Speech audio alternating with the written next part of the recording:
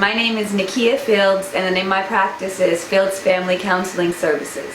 I was born in Fontana, California, and I was raised in and around the Inland Empire, the IE. My mom was an apartment manager, so we would often move because different apartments would change ownership.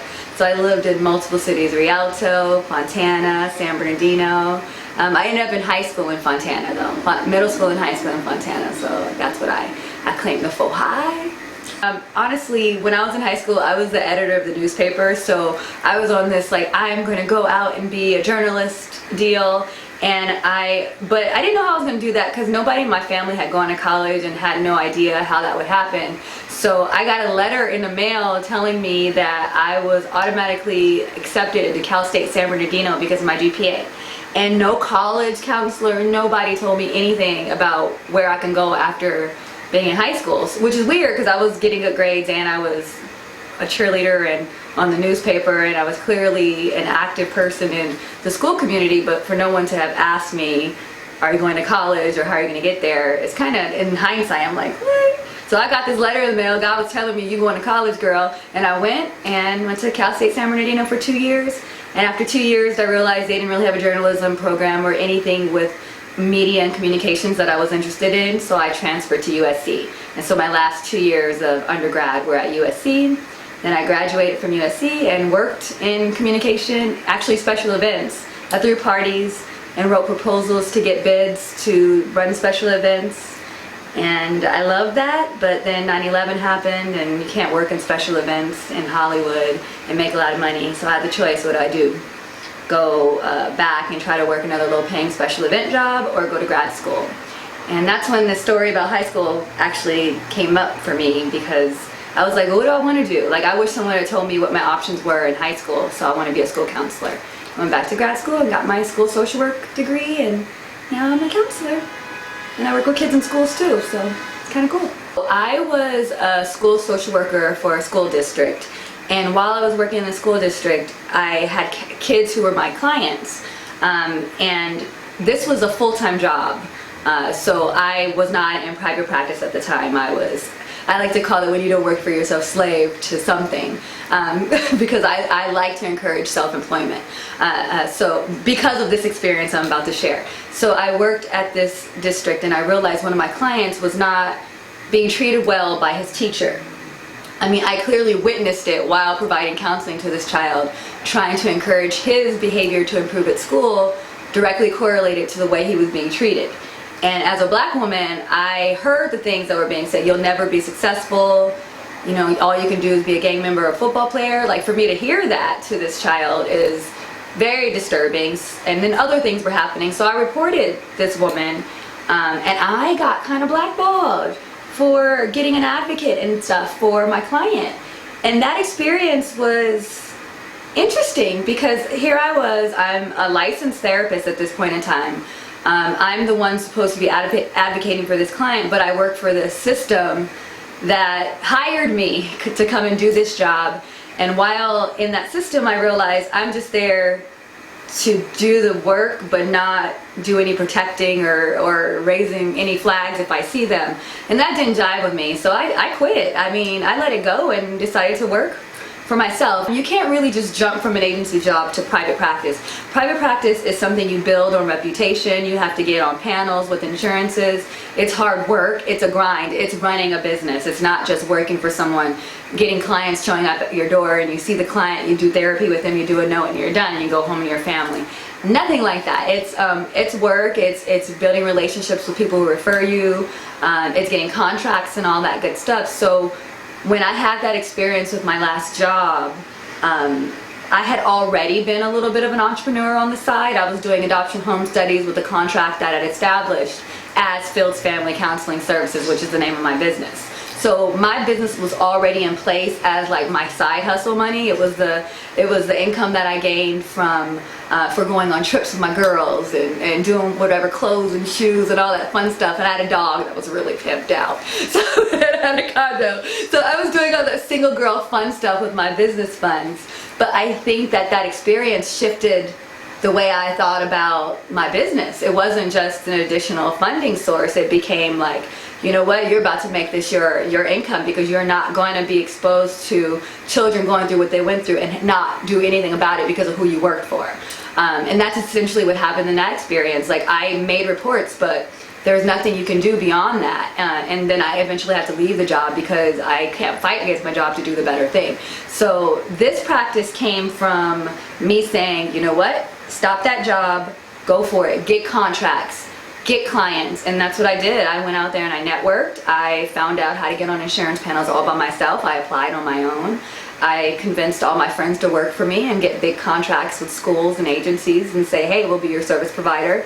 I wrote the proposals because I had experience in special events, writing proposals, so I knew how to put together language to get people to market and buy from me. So that's how my practice started. This is a practice that sees clients individually and couples and families and helps support their growth and their empowerment of the entire family.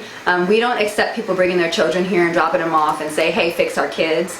Although we are play therapists and we do specialize in children, we work with the whole family. So if that kid's having aggressive behaviors, they're seeing it somewhere, they're learning it somewhere. So we're working with the whole family to get that improved. So from that dynamic, we grew to working into schools. So we also have contracts with local schools around the area where we provide their IEP mandated services and any parenting and consulting services that they need outside of what the school provides. So we're kind of enmeshed within the community, within Pasadena and Pasadena, as a school-based provider and the outpatient care that continues to help improve family dynamics, to help the child do better in school. So that's really my mission and my passion in working with children, is that if a family is improved, a child is improved, and then that child's family and all the cycle continues, that if we have happy children that are not as traumatized as they have to be, then our community will do better. Well, see, because I am a provider of IEP services, I go to two sides on this. I think IEP services are important. I think some children really do need additional supports. Not only because there's something going on with their brain, there might be a cognitive delay or something like a learning disability that they do need additional supports. That's what the IEP is really supposed to be for. Like, if you're dyslexic, you need supports to help you, have somebody help you. If you're deaf and hard of hearing, you do need those supports. Different things like that. I think where there has been a slippery slope in Pasadena and most places, this world that we are in, this America that we are in, is that the IEP has now been, there's an ED component, which is emotional disturbance, or sometimes it's just like, they call it ADD or ADHD. They give you a reason why you qualify for the special education services. You have to kind of get a diagnosis to get that, and that's one of them. And when emotional disturbance can be anything, you know, a child who lives in a community where there is crime might witness something on their walk to school which traumatizes them and creates a fear and a startle response, and the kid doesn't even realize that's why, you know, something's going on. They can't pay attention, they're moving and they're fidgeting in class, they can't sit still, they're nervous, their body is still reacting to something that frightened them. And you know, it might not have been that, it might have been something small or something they heard, something that inspires fear. Whatever it is, it's easier for those people in those communities, especially if they have people who don't understand teaching them, or as administrators in their schools, and they don't realize that some of these behaviors are not under their control. They're not just bad kids, and they need someone to be there to say they're not just bad kids. I talked to them, they experience this is what's going on with their body. And I think that's what I really try to do a lot, to help bridge that lack of education gap with administrators. Like, if you don't be so quick to say, this is what you see. Let's get a little bit more of the history. And if that's what we see, get them outside resources. Like, medical appointments cover counseling and therapy before you label them. And like you said, label them in school. Once they do have an IEP, and once they do even go to a non-public school, let's say they had behavior so bad that like a public school just kicked them out, and they ended up at a non-public school, which is a private school, but the academics are a little bit less focused on more of the behavior. So then the education of the child after they finish that is less than the child who got to stay in a regular program, if that makes sense. So that's where I think there is a disconnect. I think that it needs to be more merged in that there's assessment piece that needs to be a little bit more culturally sensitive. And I think that's what you were speaking to in your question. I think we have the church, a lot of us say, I have the church, I have the pastor, I have my church community, or I have my family. And I think those are all wonderful outlets. But I think that all those people can have an opinion and a judgment, and because they're so close to you and whatever you're interested in, that it could spread. And you know, there's always worry, can you be really authentic with that in the back of your mind?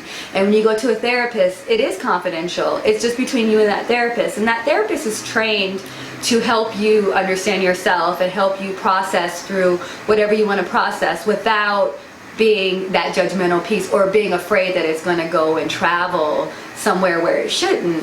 It should really be an open and safe place. In addition, I think everyone needs therapy, not just African American, blacks, you know, minorities in this world. All of us need an outlet to just vent and talk about whatever we want to talk about without having to engage in a reciprocal process that happens between two individuals.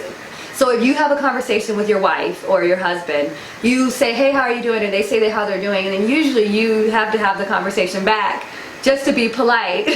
And that's wonderful. You should be polite and you should be loving and you should ask how your partner's day is going.